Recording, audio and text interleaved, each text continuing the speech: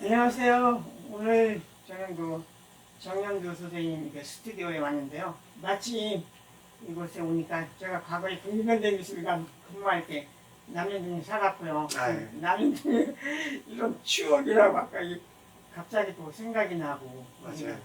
남부순환로 대로변인데 사실 그럼 몇 년 전인가 한번 여기를 다녀봤었는데 그때가 좀 까마득해가지고 오늘 또 와서 보니까 저 창 너머 산도 보이고 그래가지고 내 생각이 조금 나는데 와주셔서 감사합니다.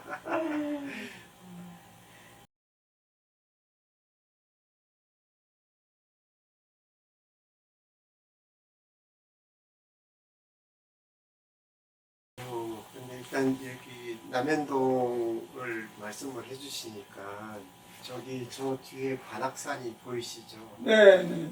저는 저 관악산을 바라보고 있으면은 옛날에 뭐 서울이란 이름을 지었던 그 절기 설화 중에 네. 어딘가 서울의 중심에 있는 남산에 올라가서 서울이 어디까지인가를 이렇게 이제 개경이 한양으로 이렇게 옮겨오면서 조선시대 이제 초에 눈이 내리는 날 이 남산에 올라가서 보니까 그 눈에 울타리가 생겨서 설울이라는 그런 이름이 있었다는 그런 이제 설이 있는데 그것 때문에 뭐 서울인지 모르지만 한국 미술계는 전 세계의 예술계의 극동이고 극동 파이스트라고 그러죠. 네. 그리고 저기 관악산은 그 울타리의 제일 남쪽에 있으니까 어떻게 보면 서울의 중심 물론 근방에 남서울 시립미술관 분관도 있긴 하지만 제일 가까운 데가 과천관 편이고 네. 서울 미술 중심계에서는 아주 남쪽 끝에 있으니까 어찌 보면 제 자신이 예술을 할 때 미술의 중심계에 있는 게 아니라 극동에 극남에 간신히 저기 경계선 바깥으로 안 밀려나고 있구나라는 경계의식을 항상 느끼고 있고 그래서 사실은 저는 중심이라기보다는 어떻게 보면 외부인이나 경계에 사는 사람으로서 중심을 바라보는 시선을 잃지 말자라고 하는 것을 이 동네 작업실에 있으면서 가장 많이 느끼는 것 중에 하나라고 생각을 하거든요. 사실 이 작업실에서 말씀하셨던 2007년 올해 작가 전시도 준비를 했었었고 몇 년도에 여기 스튜디오가 여기서 시작하신 거죠? 2004년도에 오래됐네. 거의 20년 됐는데요? 그렇죠. 그래서 그런 것도 여기서 준비를 했고 뭐 제 작가로서의 이런 이렇게 여러 가지 오르내리는 풍파 같은 작업 생활을 이곳에서 계속 진행을 했기 때문에 어떤 의미에서 그러니까 항상 중심에 올라갔다라는 느낌보다는 테두리에 있다라고 하는 경계의식이 작가한테 되게 중요한 모토이라는 생각이 들어서 사실 현대차 전시도 준비를 하면서 물론 이제 미술관이 대외적으로 보여주는 위상이나 그런 것들도 되게 컸겠지만 작가 입장에서는 계속 이런 걸 해도 되나? 이렇게 해서 관객들이 과연 알아줄까? 이런 거 그렇지만 이런 거는 꼭 이렇게 해보고 싶어. 어떻게 하면 다른 시선으로 바라볼 수 있을까? 뭐 이런 지점들이 저한테 있으면 되게 중요한 어떻게 보면은 되게 제도권의 중심이 있는 전시장이지만 실험적인 작품을 만들고자 제 나름대로 그런 실험 정신을 잊지 말자라는 생각을 가지고 있는데 그런 게 되게 많이 작용했던 전시 생각이 들어요.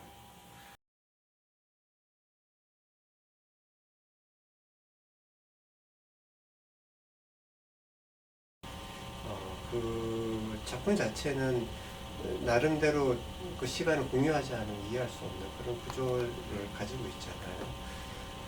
근데 저는 그 지음지교라고 할까요?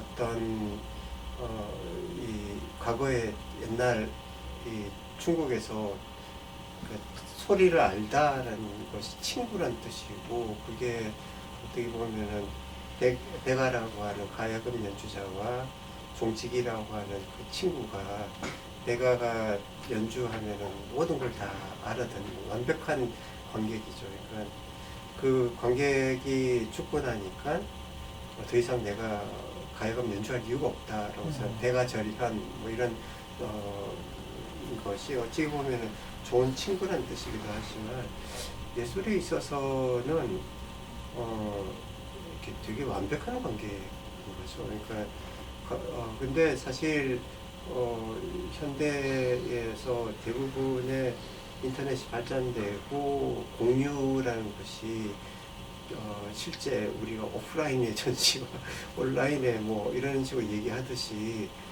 중요하다고 생각할 때 다다익선이라고 해서 최대한도로 많은 사람들에게 작품을 보여주고 최대한도로 많은 사람들이 그걸 좋아해 주길 바라는 그런 지점이 한 지점이 있다면은, 또 한 지점에는 지음지교처럼 어떠한 한 명의 완벽한 관객이 있으면은 내 작품은 괜찮은 거야 라고 생각하는 그런 게 있다고 할 때 어느 한쪽도 선택을 하기는 되게 힘들겠죠. 근데 예술 작품에, 특히 영상 작품은 그 3분이라는 시간이 비엔날레 같이 뭐 큰 전시에 백 몇십 명 되는 작가를 봐야 되는데 오늘 기차 타고 우선 가야 돼서 다 봐야 되는 입장이면은, 영상 작품은 커튼을 열고 그 3분을 못 기다리고 도로 마음에 들 때까지 이렇게 열었다 닫았다 하면서 본다고 할 때, 사실 10명 중에 8명이 그냥 간다고 해도 어쩔 수 없는 매체인 것 같아요.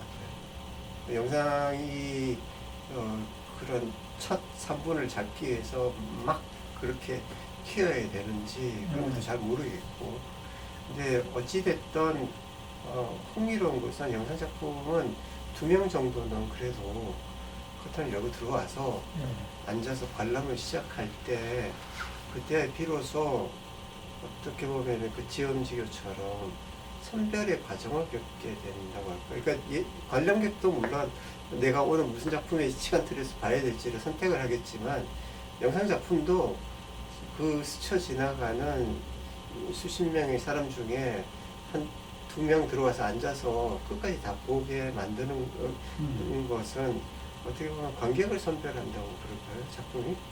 시간 베이스의 작품은 그런 것 같아요. 이거 상대방이 마음이 조급하면은 이거 그렇게 그 조급함을 위해서 내가 맞출 필요 없는 거고, 그렇지만 그 영상 작품이 가지고 있는 대화의 시점이 어느 시점인지를 관객이 딱 파악을 하기 시작하면은 그 다음부터는 굉장히 흥미로운 지점들이 일어나게 되는데, 모르겠어요. 그러니까 어찌 보면은 사진 작품 한 점이 관객을 과연 얼마나 시간을 끌어줄까? 얼마 동안 이 작품 하나를 바라보면서 오랫동안 감상을 하게 만들까? 그래서 생각해보면 영상 작품은 그런 지점에서는 훨씬 더 오랫동안 한 작품을 바라보게 하는 힘은 있다고 생각을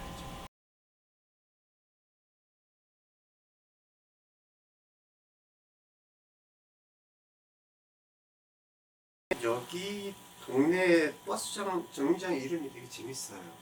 이게 예술인 마을 앞이라고 하는 버스 정류장 이름을 가지고 있는데, 실질적으로 이 동네, 예전에 지금 동네가 많이 좀 바뀌긴 했지만 예술인 슈퍼도 있었었고 예술인 미장원도 있었고 했었던 어떤 그런 동네 배경이 있었었고, 그 다음에 이 건물에 박지훈 작가나 뭐 김지민 작가나 이런 작가분들하고서 하는 건물에서 이렇게 오래 있다 보니까 우리가 이 동네의 유일한 예술가들인가 하면서, 물론 생각해보면 1980년대에 경향신문에 실렸었던 사파 속에는 굉장히 많은 예술인, 그때는 예술인 아파트라는 것도 있었었고 어떤 지역에 특화를 시키기 위해서 있었지만, 사실 좀 그게 국가에서 만드는 사업이 그렇게 네.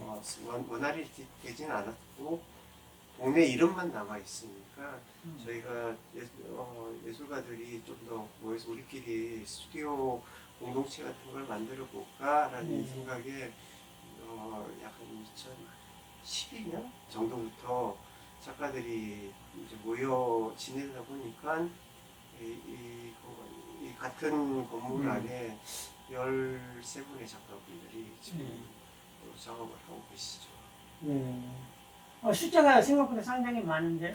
근데 저희가 나름 이제 이게 뭐 아티스트 레지던시나 이런 프로그램들은 6개월이나 1년 단위로 그렇죠. 큐레이터도 있고 뭔가 프로그램이라는 것이 있고 그렇게 가지만 저희는 사실 큐레이터나 프로그램도 전혀 없고 각자 알아서 작업을 하고 있지만 혼자 고립되지 않게 작업을 하는 그런 구조에 있다 보니까 이게 되게 느슨한 공동체라 네, 네. 같이 단체 대화방도 있고 네. 그다음에 뭔가 필요할 때 가서 이야기하고선 작업하는 거 보기도 하고 자기 전시 소식도 읽고 하긴 하지만 또 한편으로는 그렇다고 해서 이렇게 어떤 프로그램이 있는 건 아니고 코로나 이전까지는 매년 한 번씩 오픈 스튜디오라는 걸 같이 하면서 서로 알게 되는 그런 기회도 있었는데 그나마 이제 그것도 코로나 이후로 조금 지속이 좀 덜 되고 있어서 저희 나름대로 어떤 작가는 같은 작업실을 뭐 십몇 년을 계속 계신 분도 계시고 어떤 작가분은 또 연령대도 20대에서 50대까지 되게 다양하게 있어서 어찌 보면 아주 느슨한 공동체 같은 거라고 생각하시죠.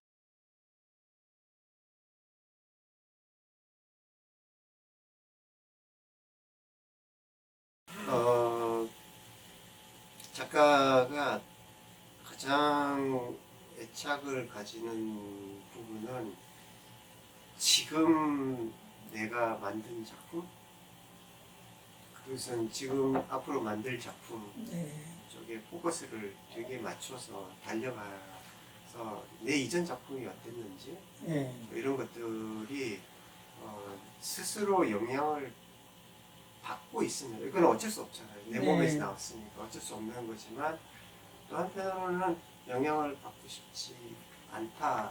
왜냐하면 나는 앞으로 새로운 작업 만들 거니까. 그렇죠. 라고 하는 스스로에 대한 새로워지려고 하는 이런 것들이 어쩔 때는 거의 강박적으로 존재되어 있습니다.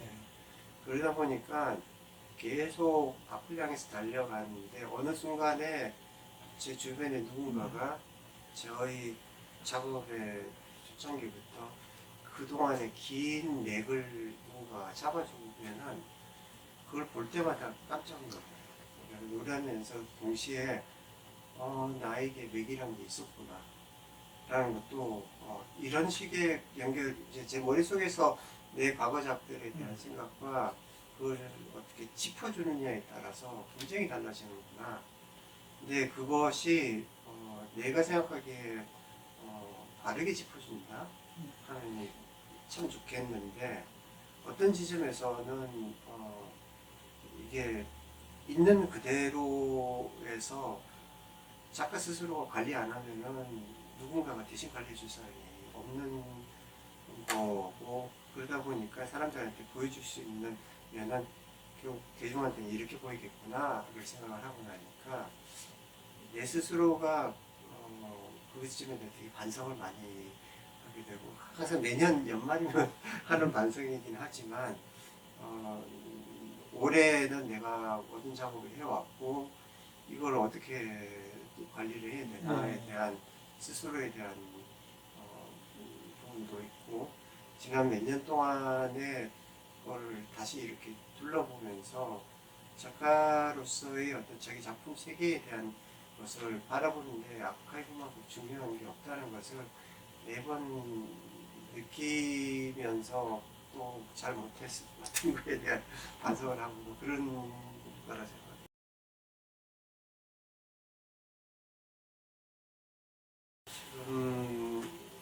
또 새로운 작품 만들려고 저는 준비하고 있고요. 이 작품에 대한 것들 고민을 하면서 동시에 이렇게 좀 자기 소모적인 작업 태도가 어떻게 보면은 20대, 30대, 40대 때까지는 막 불지르면서도 뭔가 끝을 볼 수 있다는 걸 생각을 했는데 이게 이번 국민필름미술관 전시를 하면서 내가 매니지할 수 있는 것과 스스로 작품에 대해서 힐링을 받으면서 할 수 있는 전시라는 게 뭐고 이것이 결국은 내가 오랫동안 즐기면서 앞으로 갈 수 있는 작품을 만들 수 있는 게 뭔가에 대한 그런 경계선에 딱 제 나이가 50대 네. 중반에 딱 걸려 있는 것 같아요. 그래서 그렇지.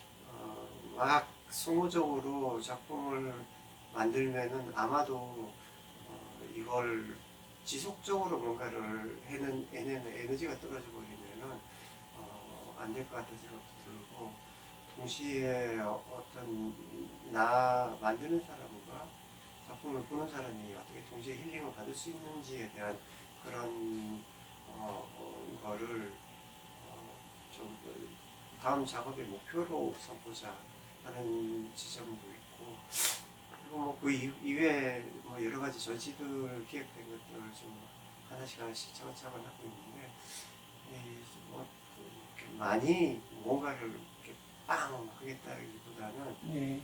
지속 가능한 작가로서의 이 작업들을 내가 진정으로 느끼면서 전달할 수 있는 것들을 만들어갈 수 있는 그 구조라고 할까 그런 걸 만들고 싶은 생각이 제일 커요.